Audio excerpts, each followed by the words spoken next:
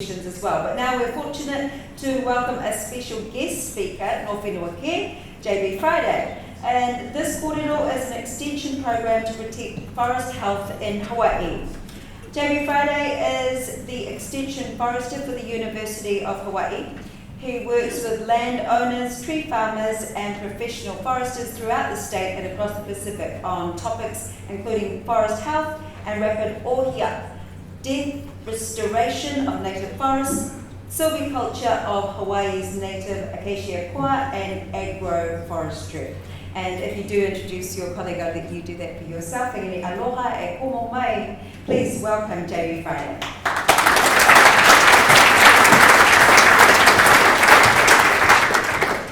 Mahalo, and thank you very much for allowing me to sort of come in at the last minute on your conference. I don't want to be negative, but on the other hand, I think it's valuable for you to see some other things that are out there that would affect your native flora. My role in extension, I don't think you use that word, but my role is mostly bringing science to people and communities who manage the forest and natural land and bringing the issues that are facing communities to the scientists so the research is worthwhile. The tree that we're talking about here looks like your pohutukawa, but it's much more common. It's 80% of our native forest is dominated by ohia lehua. 50% of all forests in our state are dominated by ohia lehua. It's coastal all the way up the elevation. It can be a very large tree. The largest one I know, the DBH, is the same as my height on it. It's not an important timber tree. Mainland foresters ask, board feet, blah, blah, blah. The main value to us is watershed protection. But the other values are habitat for many, many of our native and endangered species and also cultural uses for native Hawaiians, so the main importance of it. This is a lowland, and much of our ohia forest in the lowland has been removed, cleared for agriculture. This was a lowland forest that I was able to visit. Diverse native and endangered species in the understory. This is what it looked like 10 years later. All of these trees that you see dead are Metrosideros polymorphous, so it gives you an idea of how important or how dominant ohia was in it. It also gives you an idea of how virulent the pathogen is of this. You'll see one living tree there. Is that a survivor or an escape? That's what we don't know.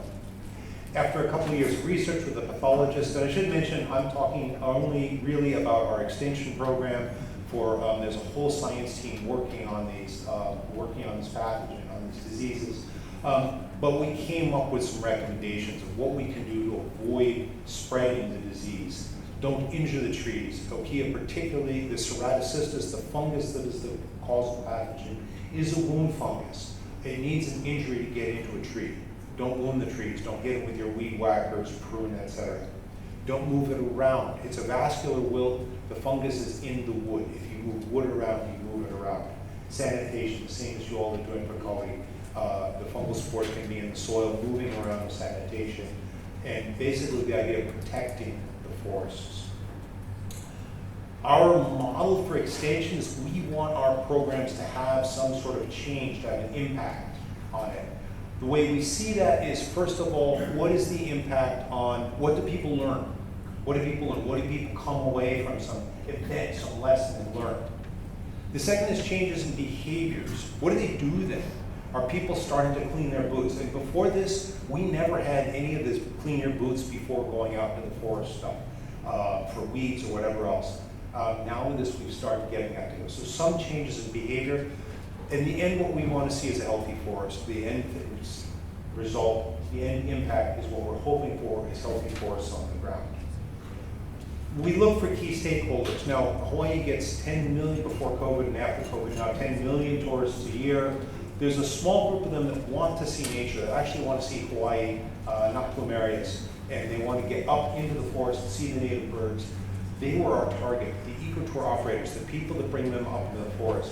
And they were a good audience because the operators really want to know what's going on so they can explain it to their clients. And when you tell someone who's coming to see a rare bird, hey, we're going to get down, we're going to scrub our boots clean so we don't track weeds, pests, and disease in the forest, they say, yeah, we're into that, we're going to do that. So it was a good audience. We did training for about 100 different operators, and then those operators educated dozens and dozens of tourists that they had. bring out to the forest. Yeah, and check. A more complicated situation, as I said, the wounds are an infection site. This was a site we found some trees dying out. There were goats roaming around in this forest, feral goats, peeling the bark off, and you can actually see the sporulation and the insect there of the goats on it. This is a little bit complicated map. This is a remote sensing map of a forest area. The yellow and red circles are trees that show the symptoms of the Stratocysts wilt, the Rākau death, from the air. Ground truthing, it's about 80% positive, some false positives in that. The green lines are fences, and these are two property ownerships. The larger one to the, on the left, the larger to the left is the national park. The national park is a federal land ownership. They don't have any game animals in it. They don't want to. They get rid of whatever game animals are in there. To the right, it is the state. The state manages the forest for many values, but one of which is hunting. Hunting is very popular. We see about 50 times as much mortality in the same forest where you have a lot of feral animals as where you don't. This pattern repeats across the landscape. I think I can think of 8 areas where it's side-by-side forests with a fence through the middle, much more disease on the side of the animals. Is the solution fence the forest and get rid of the animals? That's a difficult conversation. We just heard from Eamon about what happens to the forest when you fence the people out. Hunting is very popular. Hunting is very popular among Native Hawaiians. We were invited to, this is a pig hunting derby. This is something frequent happens. This guy won. I don't know if this guy is Native Hawaiian or not. I don't know him. But I do know among hunters you have a lot of Native Hawaiians, Native people. If you fence them out from the forest and you say, we're going to get rid of all the pigs to protect the trees, in many areas that's unacceptable. What we do with the hunt is we continue discussion, and it's been difficult discussions, but we are at the point where we are continuing in some points to agree to disagree, but invite each other to each other's things. This was a hunter, this tournament, they invited us to set up a table and talk about this, and there are other environmental conservation groups set up tables. Some people say, I don't believe that. Some people say, yeah, but it's an important hunt. Some people say you're making it all up. Some people say, yeah, we should protect this forest, but maybe leave us this forest to hunt. So it's a less easy group to work with, but we are continuing to have discussion with them.